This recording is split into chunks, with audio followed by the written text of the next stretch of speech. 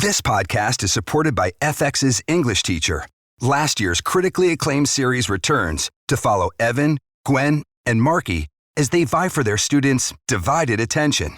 See why Cosmopolitan called its premiere season a masterclass of comedy, while Glamour raved it's the year's funniest and most heartwarming new comedy series.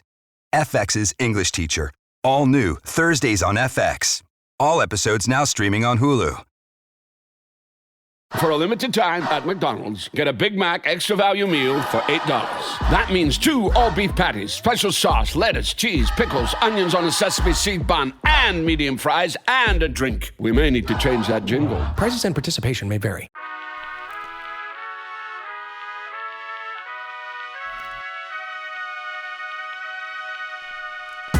Welcome to Worse Than You with Mo Fry Pasick. That's me. I'm Mo, and every week I'm asking today's most captivating artists how they got their acts together.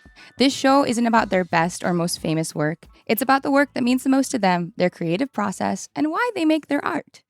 This week's guest is an actor, comedian, and musician. You know her from shows like Queer as Folk and The Other Two. Along with Chris Renfro, she co-hosts the podcast One of Us with Finn and Chris. And she's got new music on the way. Please welcome to the pod, Finn Argus. Ready, set, show!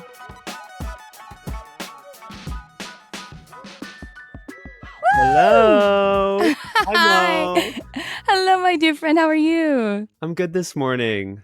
I love that. I scoured through my cabinets and found a granola bar, and I'm so excited to make my daily avocado toast and sausages as soon as we're done.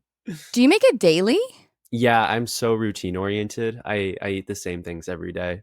Wow, though. But the same things every day that require prep, like sausage. Yeah, I usually make this gluten-free sour bread avocado toast with some crushed red peppers and like an everything bagel seasoning mix on the avocado, and then green onions, some sort of green vegetable, and then my Beyond sausages. And I get an iced latte. How do you I really mean this. How do you prepare the sausages? Like, do you pan fry them, or you Yeah, I cook them on a skillet. And you wash the skillet every day? I rinse it, yeah, and then scrape it a little bit. To me, this is more of a meditation practice than people doing morning pages or writing or whatever. Like the nourishment of food, the consistency of, because it's like I get fucked up over the dishes, and then I'm like, oh, I don't have anything to eat. Like, you know what I mean? I am so with you. Well, see, that's why actually I eat the things that I eat, because I am so I'm so not. I don't want to say easily distracted, but it's like if I have a routine, I can stick to it. And that feels really good to me. But if things are a little more up in the air, then I'll genuinely and unfortunately forget to eat, So I have to set alarms to remember certain things like that. And all the things that I cook are really easy to prepare usually, or if they're not, I'm just so used to doing the same thing that it's like, not only is it muscle memory and it's something that I'm good at, but it also feels good to have this checklist of things that I do in the morning. That makes me feel accomplished and productive, even when it's little things like drinking water. Well, those things are the biggest things, because, the way you do one thing is the way you do everything. And I think it is like people so quickly might say it's like attention or whatever, or executive functioning. But like even myself, I've had like a lot of autoimmune issues, and the amount of thought that has to go into what I can eat to make sure that it's like you want to have the regularity. So it requires a lot of energy if I'm not in a routine, more energy than most. And then you just tend to self-blame when you're like, well, why is it taking so much energy? Well, blah, blah, blah, blah, blah. Well, I need that. So it's very kind to have a consistent thing for yourself that you don't have to think about, so you have more brain space to just be there for your body and self. Yeah. Yeah, it does feel really good to have this routine in place. And it's very much like morning focused. I leave a lot of the rest of the day pretty loose. There are some things at night, like a nighttime routine as well. But yeah, a lot of the things on my checklist, I all get done within the first few hours of the day. Use that cortisol spike in the morning. Use it. That's what I'm doing. That's what I'm doing. Yes. Because then I'll not crash, but it's just like all I want to do all the time is play music. And Mm, most of the days I sit on this plaid couch right behind me and I play my beautiful. guitar and write music all day and every day. And it's just my favorite thing to do. I punctuate it with going out of the house, of course, Well, sometimes. if we have to. Well, it's nice because it is a lot of artists who have that drive. It's getting your homework done and then going and playing. Like artists who have that drive might, create mess in their lives or not have responsibility and not get any of that first stuff done. And you're like, I know I won't. Let's get it done so I Mhm. can do this. And to that point, I'm already curious, and we're gonna get listeners. You're getting a little bit like you don't know what's going on in the story, and then we're gonna tell you. But I'm always fascinated when songwriters specifically say that they sit down and they write all day and they play. Because I mean, I studied poetry and Russian literature in college. I love writing and stream of like creative, but to sit and just I'm just so curious to how that actually looks. Is it riffing? Is it like something in your mind? Like logistically, how does sitting there look? Yeah. Uh, well, I normally, after I get all of my morning routine stuff done, the process of a day, like if I were to have my druthers, a day in my life of Mhm. creating music or playing music would look like going to this cafe and usually either reading or drawing in the morning at this cafe. Mm. And I actually brought my little journal because I got in this habit of doing these Angel. collage pieces. But it's so small. I love this. Yeah, I keep small journals because I like to bring them everywhere. Like even if I don't want to Mm. carry a bag, I just keep it in my pocket. So Yeah. in in moments like while I'm waiting for a show to start, if I'm like in a theater or I'm waiting for a friend to arrive at a restaurant, I'll usually pull it out and draw.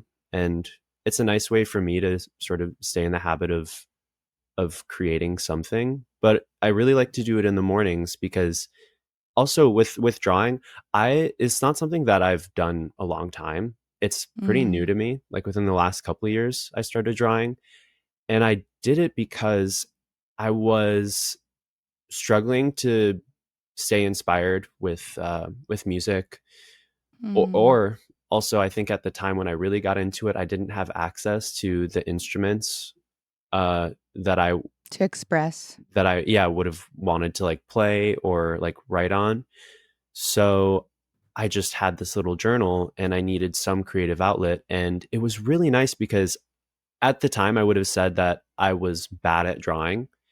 Mm. And that felt really good to me to have this daily routine of doing something that I felt like I wasn't very good at. And that's just the way that I would have phrased it then. But Yeah. through that process, I actually released so much judgment around the creation of art in general. Mm. And I think that in turn really helped me get back into writing music again. Beautiful. Well, yeah, I always say like some mediums clear the runway for the other ones. Like Mhm. if it's filled with junk and gunk, you just need to get it onto a page or get it elsewhere so then you can see the inspiration you were looking for elsewhere.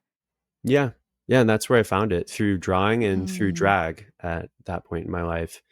Mm. Okay, wait. So, okay, before we get into everything medium that you do, because you are just an artist in that way, right? Where you're finding all these mediums to see what contains the thing you want the most. But I would love for listeners today to speak on, we're speaking on your music, but some listeners might know you from television or from your podcast. And I would love for you to give the listeners a Too Long Didn't Read about your music work that's coming out in your new Yeah. album. Yeah. Yeah. I've been making music since I was 16. I put out my first song, Make Me Cry, that I think I wrote when I was 15 and put out when I was 16. Mm, And since then, I've intermittently released music over the years. I put out a concept EP called Lost at Sea, and that was actually a part of a larger album. And then I put out a single a couple years ago called Exposure. And most recently, I've been working on an album, and this would be my first full album. Not that I've written, but that I've actually recorded and plan to mm. release. Because actually, that Lost at Sea EP was a full. concept album that I wrote, Mm. but I just didn't have the resources or means to actually record the whole thing. So now I'm in this different place in my life where I've made so many friends, producers, people who are incredible instrumentalists, and I've made this album as such a collaborative process. And it's called Running with Scissors. And the first song, Playboy 1973, is either about to come out or has come out already. And I am Listeners. so excited.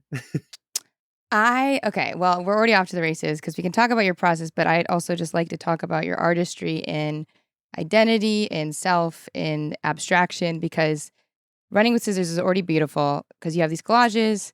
And listeners, I'm excited for you to see this music video. It is so stunning and it is so beautiful and it is so beautifully discussing this idea of like, piecing yourself together when your identity doesn't necessarily look like what you want it to look like, or you have to present a certain self and there's all these different parts.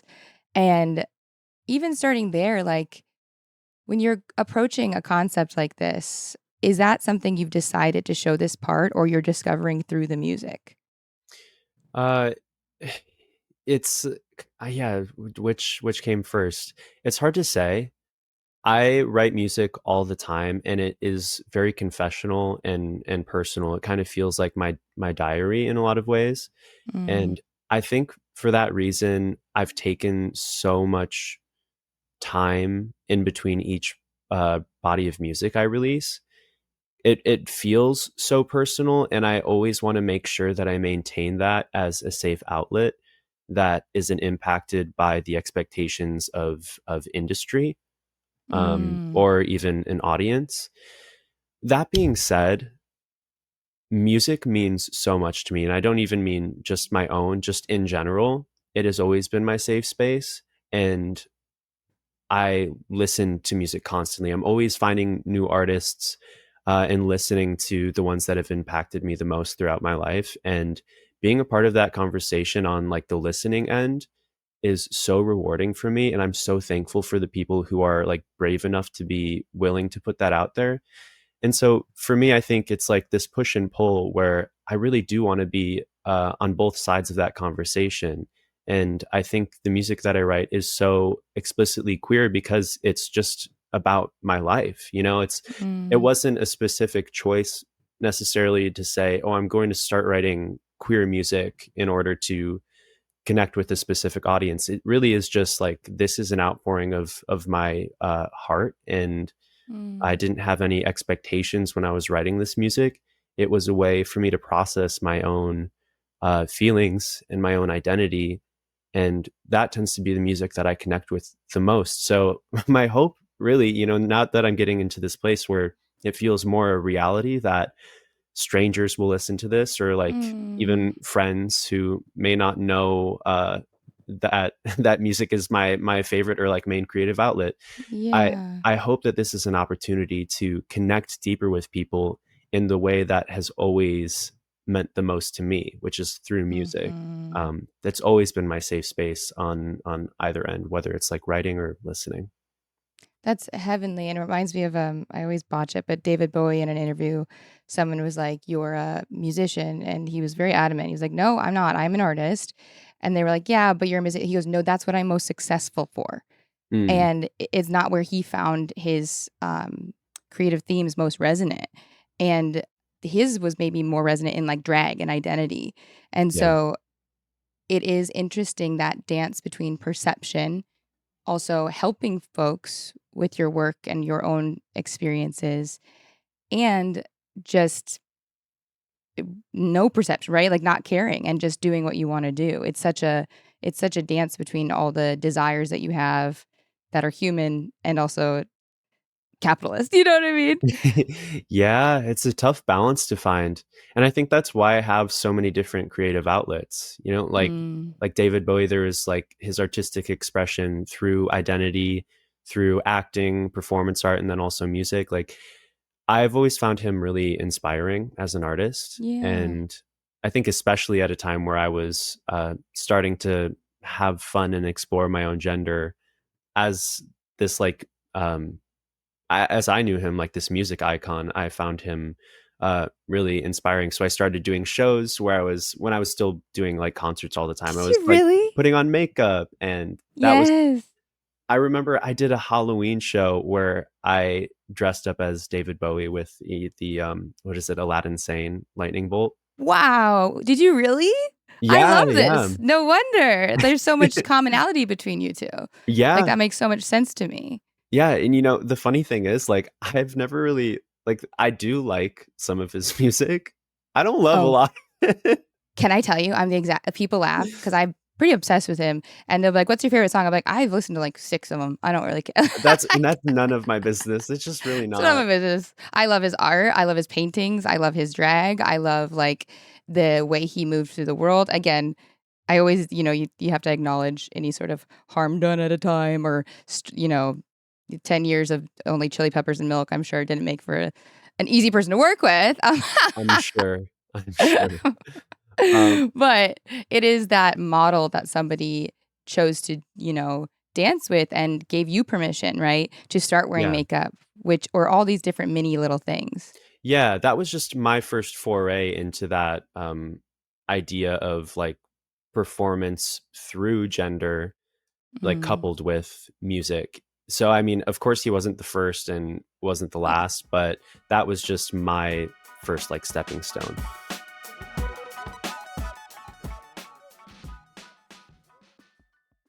I'm always looking for ways to show my cat how much I love her. And with Fancy Feast gems, I can pamper her whenever I want with a savory gravy on top of a gourmet mousse pâté. The pyramid shape makes serving simple, so all I have to do is peel and plate to make mealtime feel extra fancy. And with 2 entrees in every pack, it's easy to turn every day into the extraordinary. Fancy Feast gems. Dripping in gold? That's cool. Dripping in Velveeta's supremely creamy golden cheesiness? That's respect. Elevate your drip with Velveeta's range of outrageously delicious dips and dishes. Shells, cheese, melty blocks, and heat and eat queso that go all in on indulgence. Flex on your fam with a creamy, cheesy masterpiece and go all in on what you love with Velveeta. Respect the drip and satisfy your cravings. Bring home the drip with Velveeta. Well, also, I think it's so hard as a queer person to talk publicly on these things because you also want to acknowledge, like, I think a lot of people mention Jabriath as like David Bowie, or people took from but was queer, so didn't have the same mainstream success because of privilege, or different artists. And I think there is a suspension that needs to be have of like, of course, if those artists, like if you in the Midwest growing up had access to them, you would have loved them. David Bowie is what you had access to because of the monoculture. And also hardly, by the way. Yeah. Like, I grew up yes, in imagery. this, like, I always describe it. Have you seen Halloween Town 2 by chance? Yes. Marnie, 100%. Yeah. So you know how Halloween Town gets like sucked of all of its spookiness and turns into this Yes. gray. Like, that is kind of what the town I grew up in was like. Sounds beautiful. Only most of the year. Summer's actually beautiful randomly, but You're not Naperville, but you're just outside Chicago, right? yeah, I grew up in a town called Des Plaines. Oh, yeah. You're joking. I would drive through there for volleyball tournaments every weekend. Yeah. So, no, you're right. So, You're dead on with the Halloween Town thing. yeah. So, I mean, the media that I actually had access to, it wasn't like I was, locked in a basement or anything, but I grew up super religious. And so the types of movies or TV we were allowed to have in the house, it was definitely curated. And same with music. Like, we were mainly listening to K-Love. So, And for those who don't know, K-Love is a right. Christian, I'm guessing. Yeah. It is a Christian radio show where okay. they play a lot of contemporary Christian rock music. Sure. But I think this is kind of wild to say, hear, and understand. But I think my first introduction to David Bowie was through Perks of Being a Wallflower. And it was watching that movie, and I heard that song. I was like, what is it? And it was Heroes by David Bowie. Oh, It was like Emma Watson and like that kid like running to Yeah. heroes, I'm guessing, or something. Yeah. Yeah, driving in the tunnel with like standing in the Oh, the sure. back I've of the seen that truck. scene. Yeah. Yes. Okay. So that meant a lot to me, and that's what sort of started it for me, this obsession with Mm. fascination with David Bowie. Well, it makes me laugh because it makes me think of like when people joke about Phil Collins not needing to go so hard on the Tarzan theme, but like when you use these huge artists that actually like are so incredible in these more mainstream things, it resonates. People go, "What the f is that? That's different," Yeah. because it's from an artist. It matters and it gets to folks, and I think that's important. Yeah. Yeah, right. And I also think that wasn't it was a hit for sure, but like the resurgence that that song had through that movie was pretty massive. And also that movie meant so much to me for a million reasons. It Really? was so impactful. I love that movie. I wish I had access. What part of it like really resonated to you? Because there's so many themes here also with like you're growing up religious, you're finding artistry within that, but also having 800 masks. Like Yeah. there's so much there. Yeah, I think it's the masks. I was so bullied in school, Mm, and I think a lot of it had to do with my queerness. Um and I use that word pretty broadly. yeah. But I was just I was a weird kid, and I've always loved expressing myself. I think most people do, but I wasn't shy about it, and I think that attracted a lot of attention, good and bad, when I was growing up. And I felt the pushback really hard, probably when I was Mm, like 11. I think that was when it hit its peak, and I was being so bullied. It was like a dark, dark part of my life. hmm, And this is kind of why I relate to the movie, because that's sort of like these weird kids that are bullied or like mm, outcast come together and make this friend group. And I didn't have that. Like growing up, yeah. I didn't have that weird friend group that was against all odds. Yes. Like we accept, no, we're not accepted, but we accept each other. Like there's no Yeah. affirmation there for you. Yes, so that to me was a dream, and I saw this and I was like, "Oh my god, is that possible?" And not only that, but there's this queer character, Patrick, in the Mm, book and in the movie, and seeing a character like Patrick on screen blew my mind, because I really didn't think that mm. was allowed, but then, like, through the storytelling of this movie, they make it clear that that is okay, and people who aren't okay with it are the weird ones. And I had never seen a story depicting queerness in that way. I literally hadn't. Mm. I love this. Well, to the point of queerness, do you use that broadly in the sense of bullying to say that it's all aspects of you encompassing, or is it more protective of like um of your own journey with queerness of like not having to say which parts of yourself that they didn't like? Yeah. I don't use it as a protection necessarily. It just feels the most honest, because my queerness feels so fluid. Like everything Mm, about my gender and sexuality, it's like when I try to put a rigid label to it, it tends not to feel accurate. yes. Um, and I like that it fluctuates, and I also like where, at least culturally, where we're at, the word queer kind of represents a way of being in the world that isn't intrinsically connected to sexuality or gender. Uh, that being said, it is very much how I use it, but also extends Mm, beyond that. It's like I'm queer as an artist. I'm like, mhm. from a political standpoint, like I'm in opposition to social norms and Yes. capitalistic Yeah. norms in some ways, but then also I'm very much a part of those systems. So it's like it's a weird balance, but that word works for me. I think that fluidity is important, and I appreciate you clarifying that because again, it keeps coming back to David Bowie. I'm like, you need to go do like Mhm. a seance, like because I I used to mean, oh, that's so funny oh, you what say that. did you really Just channel? the question, like, if you could have dinner with someone dead or alive, who would it be? My Yeah, answer was always David Bowie. this is heaven. I knew I felt it vibrating off you Yeah. because like truly, even he like, and he'd be flippant. I think he'd say it a lot, but the most viral thing when people were like, so you're bisexual, or you're gay. And he'd be like, I get my leg over. Like, what do you want? Like, what do you want from me? And like, right, that's a flippant way. But he was adamant of this like identity, like you need me to be something so you feel more comfortable. And I think for queer folks these days, like if labeling something affirms you and allows you to say, this is why I am, that is heavenly. But there is this space that we all cling to where it's like, if somebody lives in this fluidity confidently, it is also threatening. And it's like, well, no, they're allowed to. And Yeah. like, it isn't a lack of advocacy or fear. In fact, it is a fluidity.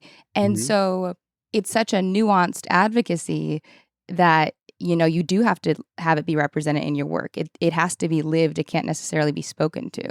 100%. And that's like my queerness isn't for me a destination or location. It's like Mm, it's a happening, and it doesn't yes. have a beginning or end. It just is. And that's how I feel about my artistry too. Like I don't exactly identify as like an actor or musician. When people ask me what I do, I I usually say, I mean, this is a stereotypical answer, but like I love storytelling and I just like expressing myself. Like it's that simple. And Yes. I love the artistic process. That's what appeals to me. It's like Mm. it doesn't matter what exactly I'm creating. I just like the process of doing it.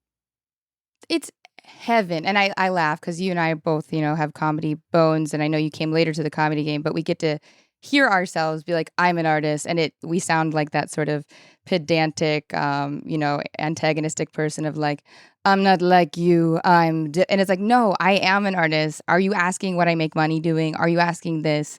Like, because genuinely, you are not one thing. You just aren't. So then it is funny though when you're in like Hollywood at a party and people are like, so what do you do? And you're like, oh, I'm an artist. People are like, okay. Oh, like they roll your eyes like you're what is it called? When you think you're better than someone.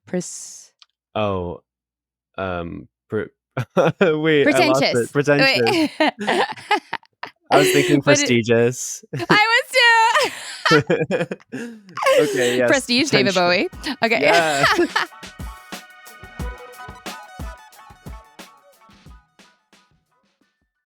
This episode is brought to you by Indeed.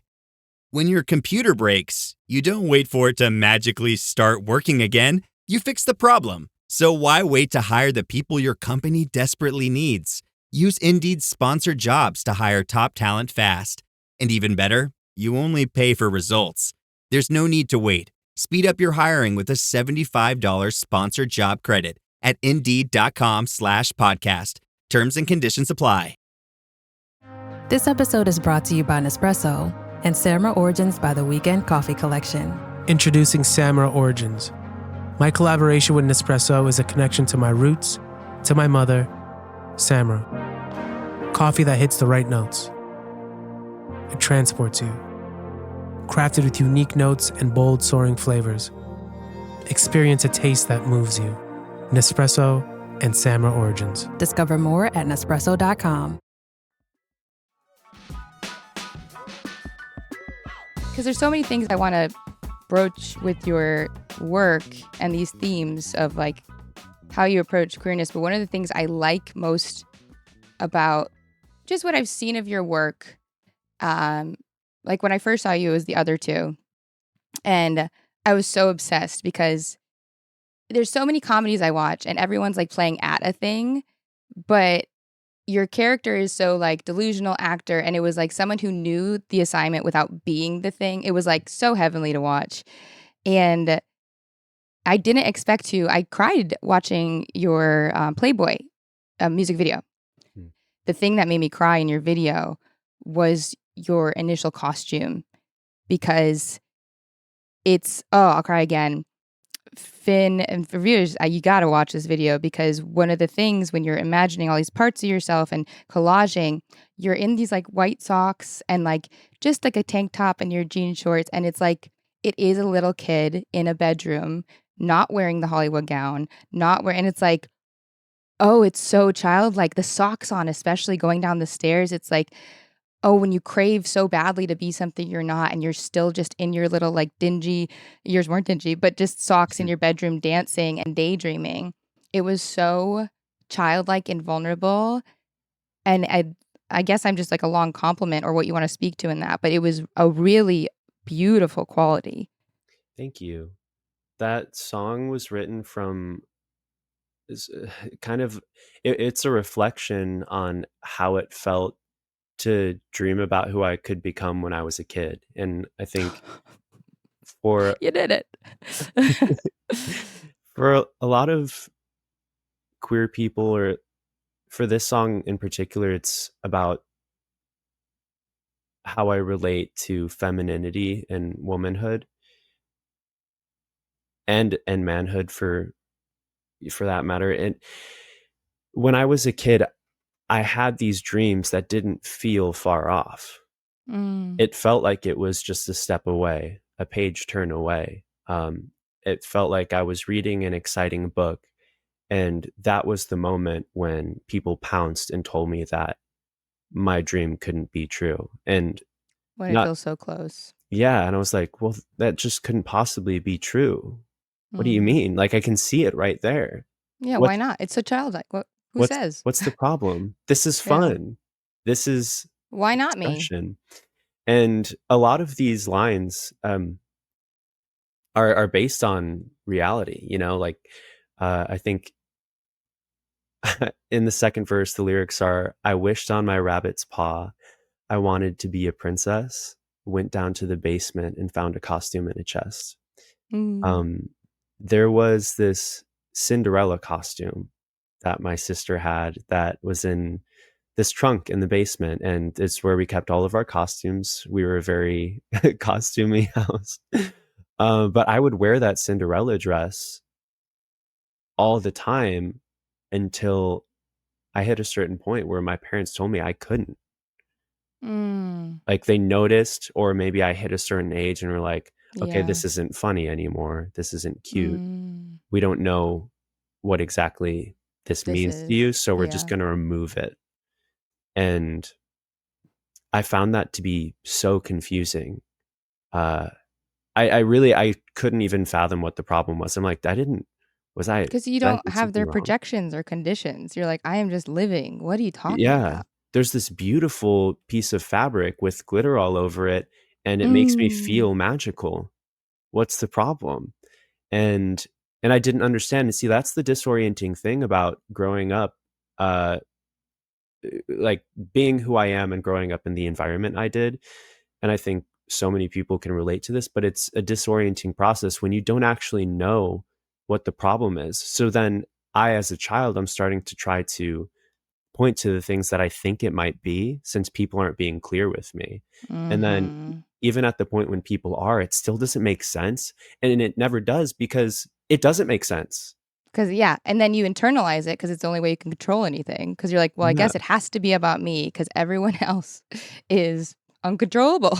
Right. And see, like, that's something that I had to unpack for years and years. And I am so lucky to be at a point in my life now where I can look back on that and write this song about what it felt like to be that wistful kid who just wanted to uh, dance around and be a magical princess, you know? Mm. And now I'm safe enough to do exactly that. And I think so much of why art is important for me is because I'm so intent on building a universe that feels magical for me, because I know the magic exists and I Yes. can feel it, and I love to be able to share that with people. And it's not always like pretty or happy, um, but it feels like, I don't know, it just feels right to me. And It's that's why I heavenly. write. It's I think it's the point of art. It's why art is so under attack. It's why because it opens up people's mind to like, wait, why do I think I can't do that? Like, wait, why do I think I can't have this feeling? Like, and it's liberating and it's freeing. And I even think it's also affirming. Like, you can see how much bravery it takes in your music video for someone to decide to be something that they're not quote unquote allowed to be, or they've been told they're not, right? The magazine itself is reflecting these are the women, these are what femininity is. Yeah. And then this, child is seeing it and bravely saying, well, what's my version of femininity? And there's so much hatred of queer identity, but trans women specifically as well, and like trans women of color. And even in your art, you can go like, oh, because people are hateful because they haven't ever had to be that brave. They're so scared of someone that powerful who is willing to face darkness, shadows, and pain to choose the type of woman they want to be. And like at the same time, there's such vulnerability. And I think, what is a child supposed to do with all that fucking shit information? Yeah. Well, it's like someone's just piled a bunch of trash on top of you, and you have to claw your way out of it slowly but surely. 1000%. You clawed your way out of it, right? And you hate to like identify someone as marginalized, but anyone who has had to start below a, essentially like a cis white baseline, it's like you crawl to the top and then you go even further, and then everyone who was already at the top starting is so furious that Yeah. you didn't let the trash keep you down. And it's like the That's the girls are mad. thing. No, because people cling to their fear like it makes them Mhm. stronger or better. Yes. But that's the yes. opposite. It's like you don't realize that even where they're at the top, but they're not even looking up anymore. Never It have. goes way further. Yes. And they trap themselves. They've chained themselves down. And Say they're that. afraid to dream. They're afraid to be who they want to be because they're so desperate to cling to their fear like it's a shield. But no, it's a fucking trap. It's a trap. And like your better angels want to have such compassion, but there's no time for that. You have to focus on your own page. You just have to go up, so they might see you passing and go, there's something up. Like, I think that is the journey, is like just making your art and obviously I don't mean in quite a literal way of like, don't speak to hatred and bigotry or whatever it is, but I mean it in the way of like not letting that toxicity stop you from still wanting to look up. Yeah, right. That's why when I saw something like Perks of Being a Wallflower, it seemed so like it could be such a minor thing. Like it's a silly movie about friends. It's like, coming of age story. We've seen it all before, but it meant so much to me because I saw I saw a queer person shining, and I saw these people who seemed like they had figured something out. this secret that I thought I knew, but then I was told was a lie. But it's not. It's the truth. And then when I see queer people, when I see queer artists putting out their music or showing their paintings or like depicting their experience, that is looking up and seeing these beacons, this like ladder. And it's like, oh my God, I want to be there with you. I want to dance. I want to Yes. celebrate with you. Whatever Yes. that means to each of us, because it's all like so like everyone has a different experience of their own queerness, but it's like seeing people embrace themselves and express themselves with that vulnerability and with that lack of judgment towards oneself. That's the antidote to me. It's so inspiring. Yeah. It's completely anecdotal. Ooh, that's a play on something words. Antidote. I don't know. Prestige. But Prestige. it's so inspiring and exciting, and it's the opposite of like comparison. It's like, oh, thank you. It's like, it's why you always want to play with the best players on the field, on the court, because you have to rise to the challenge. It's teamwork, and that's community, and you can spin it all out. But I also think with we're talking about all these costumes, even in the home, these masks, these layers of self, and even visually, right? You have to cut off parts of yourself in your video. And I'm always curious with artists, when, like, I've had the urge sometimes in certain pieces to like put everything in and be like, oh, this was happening at this time too. And this is also a quality that I'm grappling with that's affecting, like it's like emotional trauma is affecting my gender identity. And I'm wondering, when you're actually cutting stuff from your work with love, right? Like, how does that look without feeling like it's invalidating or the same experience that you're trying to speak to? Wow, I love this question. I was recently going through my journal where I write my music all over the place. It's either in my notes app or in one of my few journals. But I was going through this one that I have a ton of songs written in, and I usually don't go back and look at my lyrics much because once I memorize them, it's like just in my brain and Interesting. I don't reference them anymore. Um, and I have most of my music memorized, like even from when I was a kid. Wow. It's like this this this playlist of hundreds of songs. It Um, also just speaks to like that you're doing what you're supposed to be doing if that's what your brain does with music. Like that's yeah, incredible. yeah, yeah. That being said, though, I was going through my journal and realizing how much I've cut out of songs. Like even Playboy, I have two other verses for the song that will probably never see the light of day, and they're good. Like they're They're not bars, baby. Yeah. they're bars.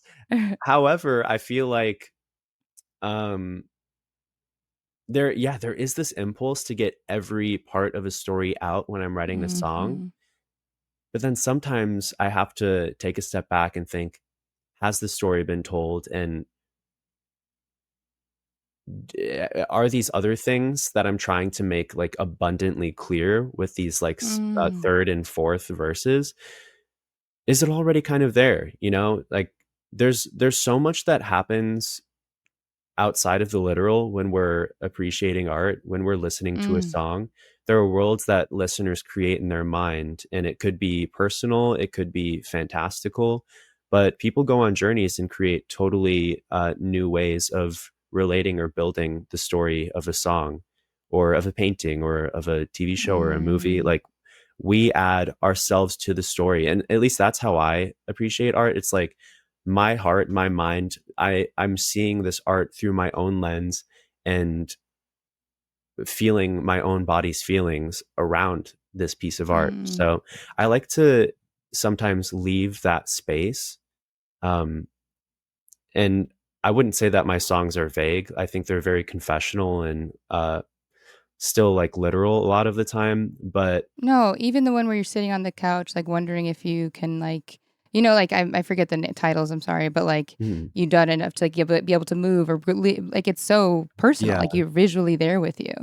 Did you listen to the whole album? I didn't get through the whole thing, but I Oh, listened okay. to like yeah. But the ones I got to get to before we even linked up, I was like, oh my god, ow. Yeah. I was so surprised to hear you talk about it. That's a song called Do I Have to? And that actually is another one where there's a whole third verse that I cut. I And love the ones that are speaking to me. It feels like the same theme in each of them. I'm like, that one yeah, really spoke. I think Yeah. oh yeah. Yeah, that one is so I've been processing a lot of grief lately. Um Mm. and it's this like weird non-linear sticky feeling and process, and that song Mm. actually was about ugh, it's it's making me sad. My friend Bill feeling the weight of the grief and not being ready to face it. And what's really interesting about that song in particular is there's this third verse that is actually really hopeful, and I cut it out not because I didn't appreciate having that hope written in there. Um it's hard to say. Honestly, sometimes I don't know why I cut certain things out. Can I say why?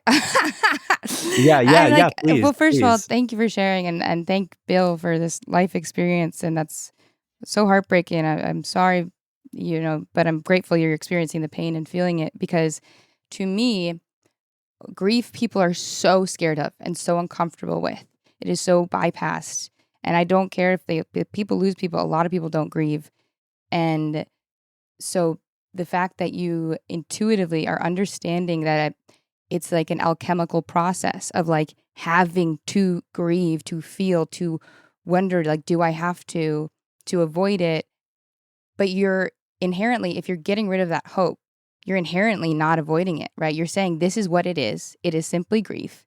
And I don't need to carry you to the other side of hope because when you're in grief, there is no other side. That's why it's so scary. Yeah, right. That's heavenly. Yeah. That's so intuitive to me that it's like, no, the feeling is I don't know if the door will ever open again. Yeah, right. That and I wrote that it was the day he passed, I wrote this Mm. song, and I guess the day after, but I wrote that last verse because I almost felt like guilty, Mm. feeling not hopeful. Yes. And sometimes when I sing the song, I do still sing it, and it really goes in waves for me, but sometimes I'm not feeling that hope. I just want to sit in the grief and the sadness, and Mm. it felt, I think, better to have this recorded version be the open-ended version, and then maybe some Yes. days when I'm performing it live, I'll sing the last verse because that's how I'm feeling that day. Truly, or like the song brought you through. But so when that edit happens, right? Like you're saying you memorize these, is it like you just dropped it because of the feeling that day and or even on Playboy, right? You dropped it because that's how it felt and then you trusted the feeling? Or do you sometimes not even realize because it's a memory and then you're repeating the edits or the changes? Yeah, sometimes I don't even realize. Sometimes I forget that there are verses. Like with Wow. Playboy, I had totally forgotten about these other 2 verses until I I can't remember. Oh, I know what it was. Um, our friend Riley, Oh, yes. they asked for the original recording Mm. that I made, like the demo recording of Playboy from when I first wrote it. And so I was Mm. going through and I sent it to them and they were like, "What is this? What are these verses?" And I'm like, "What are you talking about?" And Wow, that's how you apparently found I had out? yeah, that's how I found out. I'm trying to see if um oh my god. Okay, wait, I found it. Do you wanna hear? Yes, of course. This is an exclusive. Yay! Where's the new exclusive? Um, uh, so, okay, actually, I do remember why I cut this because it felt like it was veering a little bit away from the heart of the story that I was telling. Mm. Um, but the lyrics are, hang out at Brian's house. He said he would show off his stash hidden in his sock drawer. His and mine were a match. But when Brian looks at our little Miss August, I see something else in his eyes. I want Mm. him to look at me like he does when he's staring between women's thighs. Oh, I got chills. That's heartbreaking. It is, and it was like at the time I was feeling that hard, just Mhm. like with this weird romantic connection I was in. But then I was like, wait, hold on, pause. Is this actually what I'm talking about right now? And then, funny enough, through writing that verse and having that feeling come up, I ended up writing a totally new song, which Mm. is also on the album. That's so inspiring for people to listen to because yeah, like whenever I'm writing plays or whatever, there's like certain monologues I've cut that I'm like, that is so fire. It is the word. Oh, I'm so mad. I don't get to do it, but it's not relevant. And in fact, it's adding fat to a Yeah, story that I want to be lean and direct. exactly. Yeah. Yeah, because that makes sense to me. Like, of course, it might be in there, but I love that how it is now. It is about you and your experience that like less so about how others directly treat you or how other like personal relationships. It's like your relationship with you is the majority and the visual there. And yeah, it's so funny that you're intuitively just like, okay, I'm in this space. Oh, it's gone. Oh, Brian's back. It's like to the literal thing you were saying. This feels to me like an antidote. You being able to edit and cut these things either intuitively or because you're like logically thinking this is muddying my already made point. I look at TikTok and I look at part 75 of this story and it's like, oh my God. Like, we get it. We get the feeling. We understand. And I don't mean to invalidate them because people who have been like through toxic relationships will be like, and then this happened, and then this happened. And it's, Right. part because people need the worst things to have happened to give anyone any sort of sympathy or validation, which is its own problem. And two, it's like people don't feel like they're understood, so they explain and overtell and over instead of allowing misunderstanding and abstraction. And you being like, I made the point, you have to find it is so powerful and boundaried. Yeah. Yeah, definitely. And this album, I think a lot of what's been cut is because I see this as I see all these songs like being very interconnected and Mm. supportive of one another, and they can stand alone as their own songs. That's also important to me, but there's this emotional flow, there's an arc to the story from start to finish, and once it's all out, it does have this very sort of linear yet like cyclical nature to it, so that it could be listened sort of from start to finish, as if it's like, because it's something that I'm still dealing with and processing, like the way that I relate to my masculinity and how that manifests in my romantic relationships, or even how it relates to how I express my gender. Hmm. That's all within this album, and it's told through sort of the lens or the imagery of a relationship with one singular person. But in Mm. reality, most of these songs are about different people or like different events or situations in my life. But I've cut them all up and pieced them together like a collage to tell this story. Yes. And it's also like it comes back full circle of like every relationship in this whole world is a relationship with yourself. Everyone is a mirror. Yeah. Everyone is you. And so it's like you are the relationship in this, mirrored through all these experiences and these other people that you're writing about. And like it is cyclical, but it is also going somewhere. It is going deeper in. Yeah. Yeah, right. That's what this project is. I play these songs over and over again, and I've listened to them in so many different orders, but now I've found this arc that feels honest and it feels like what I've experienced. And Mm. um yeah, start to finish, I'm just really proud of this project. And I've written most of these songs have been written for years, and I just recorded them within the last year.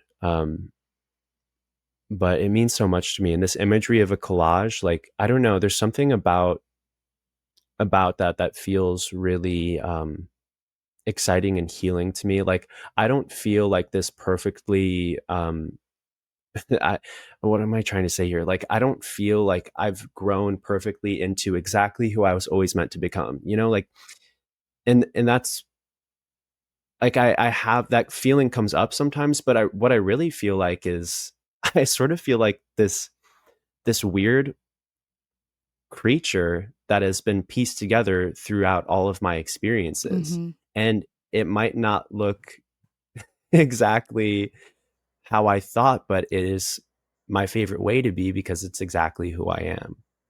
It's stunning. It's full acceptance, and I don't mean that in accepting. I feel like there's a connotation of acceptance of like surrendering to things you don't want, but it's more like, no, I accept that this is actually what I wanted. I just had a misunderstanding of what that looked like because of the conditioning. Yeah. Yeah, right. This is so heavenly. I'm okay. We could talk for 100 years, but we do have to get to the final segment, which I think Okay. you are perfect for. Okay. Um, okay, so my final segment is called, I think you're truly perfect for it because especially the way you memorize music. It's called Thank You for Holding My Poems. And it's based on the Russian poet Anna Akhmatova, who during the Great Terror in Russia, it was illegal to publish poems of resistance. And so her and her, it was a creative underground sort of writing group. They memorized edits of each other's poems over the course for her famous poem Requiem was over the course of 30 years. And I find it so moving as artists that these people in forms of resistance, but in forms of mess, had to vulnerably come to each other and ask other artists to hold them, to hold their edits, to hold their unfinished stuff, their not quite ready stuff. And so to me, when I ask my guests to share a poem, it doesn't quite look literal. It doesn't look like a poem, but I think to me, it can be a barista said, I love your hair when you were feeling so dysphoric or bad about yourself, or, all of a sudden you finally hit the perfect chord and you were all alone and it felt like something that was fully yours.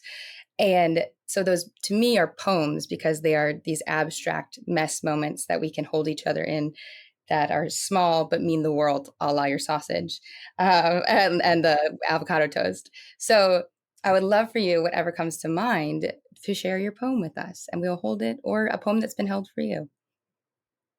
My answer, I think, is actually another song that I wrote. Yes, If that's perfect. okay. Yes, of course. Um, I I can't stop talking about this because it was so impactful for me. Mm. Our friend Riley recently turned 30, and they we actually so we went to Vermont last year to just run around in the woods and you know Feel free. have yeah feel free, appreciate nature and play music, and we just had such a perfect day. And at the end of the year last year, Riley gave me this journal excerpt of theirs, because they usually write down whenever they have an amazing day, they write it down in their journal. And at the end of the year, every year, they cut out the day that meant the most to them and they give it to whoever they spent it Oh, with. that'll make me cry. That's so beautiful. So they gave me this journal entry of the day that we spent together in Vermont. One out of many, but it was just such a perfect day, and it felt so myself, and like there was it was just so easy. Like we were beings of light that day, and Yeah. and it felt amazing. And so they gave me this journal entry, and we never really talked about it. They gave it to me for I can't remember. I think it was like a Christmas gift. And so I wrote this song without telling them that was based on this journal entry using a lot of their own words. Oh. And and I don't know what it's called, maybe Sugar Worms or Come On Ruthie. There's a lot of potential titles, but Mm. I kept it a secret from them, which was really tough because they're like the first person I share all my music Mhm. with. And we went to Vermont again this summer to celebrate their 30th birthday. And what I did was I'd finished this song, and it's one of my favorite songs ever. It's so joyful. And Oh. I was like, okay, I'm going to wait to play this for them on their birthday. I wrote the song maybe in January or That's a long February. time to wait. Yeah. And I waited all the way until July, and I sent it. So not only did I go to Vermont, but Mm. also our friends, Chris, Giovanni, Mm. Elia, Ezra, L, we all met in Vermont to celebrate Riley. It's so And I sweet. sent them the song, and they all learned it. Oh. And so when we did a bonfire on Riley's birthday next to the river, I said, I want to play you your birthday present. And I played them the song, and we all sang it together. Oh my God. And it culminated in us yelping and screaming and shouting. It's just such the lyrics are, come on Ruthie, show me where to go, magic's real if you only know where to look, if you only know where to look. Oh my God. This is like, listen, I'm never comparing poems, but this is one of the best poems I've ever heard because it is, oh my God, it's Riley writing this experience down and giving that is love. And it is you transmuting that love to another medium. It is your friends. It's like, oh my God. Yes. Holy Yes. shit. I'm not joking. I would feel high as a motherfucker after that. I did. Yeah, no, I mean, I felt so much love in that Yes. moment. It was overwhelming, and we were like, so many of us were crying and like jumping with joy, literally, because this moment felt so connected and beautiful and full of love. And not only that, but this is just like a fun little side fact, Yeah. is that I had my friend, I can't remember who set up their phone to take a video before I played the song. Uh-huh. All of us are in frame. And, and get this, there was a little frog that came and sit right in front of the camera. Oh my So God. you just, right next to the fire, you just see this frog sitting there and croaking while the fire is blazing and we're jumping and singing. And it was just the most beautiful moment. Because also when there was like someone I listened to, I forget, some like more woo woo person who I really like, who's grounded, but they were like, animals love to create with you. And I just love that Mhm. sentiment where it's like, animals love good energy, whatever. And I don't mean go pet a random coyote. It just like, if you're willing to see magic, like a frog will come and literally just, it's not, yeah, like honey, you don't need no production there. Just had that little froggy there. Like it is pure Yeah. joy energy. And it is so beautiful. Yes. Oh, I love that. Oh, wait, can I? Yes, Okay, yes. I know we have to wrap up, but I just have another Yes, of thought, like course. related to that. I have a rabbit who lives in my yard, Pretty and rabbit. and she started coming by actually right after my friend who I was talking about, Bill, like right after he passed. And she just showed up and started coming in my yard all the time when I would play music. Like Oh, whenever I play music, she'll just wow. hop over. Wow, that is so sweet and so special. And like, Yeah. it's so funny to me because people are so scared of the unknown and hurt that like something as literal as that, they're like, well, don't get too, it's like, no, the animal is hearing that. There's beautiful energy being channeled. Of course the bunny is coming to visit. Like, what? Of course. Yeah. That's the most logical thing. Like, Yeah. oh, I adore that. Yeah, animals love it. There's even when I record today, I usually get so like distracted, but there's lizards in where I am, and one visited the doorstep right there was a baby one while we were talking. So the Oh, energy's cute. there. The energy's there. I love animals. In Thank fact, you. actually, my next music project after Running with Scissors is all songs I've written about creatures. Oh, that's heavenly to me. Yes, baby. Wait, Yeah. I forget. Are you a Pisces? I'm a Virgo. Okay, sister sign though, eh? Yeah. Okay, well, this is Heaven on Earth. We're going to, have animal adventures, and I can't wait for folks to listen. Can you remind folks, I know the date might be moving, but can you remind folks where, when your music is available, they can find it or find you? Yeah, my name's Finn Argus, and you can find me on all music streaming platforms as well as social media in general. It should just be FINARGUS. And Playboy 1973 should be out by now, as Woo! well as the music video, which is a two-dimensional stop-motion collage. It's very Alice in Wonderland, and I would love for you to check it out and go on a little adventure with me. And there is more music coming soon from the album Running with Scissors. I'm going to be putting out many singles before the full album drops. So just keep an eye in and ear out.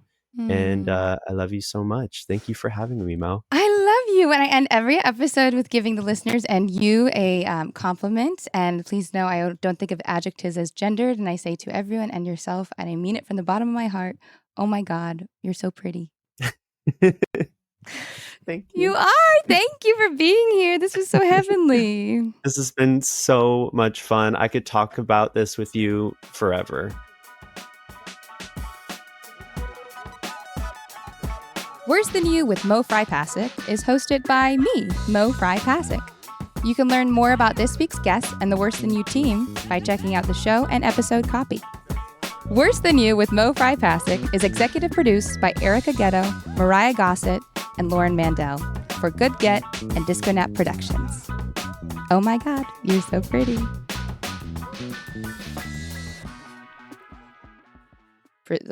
Prestigious? Why if I can't remember it? Pretentious. Yeah. Sorry, I'm just so real. I don't know the word. Yeah, totally.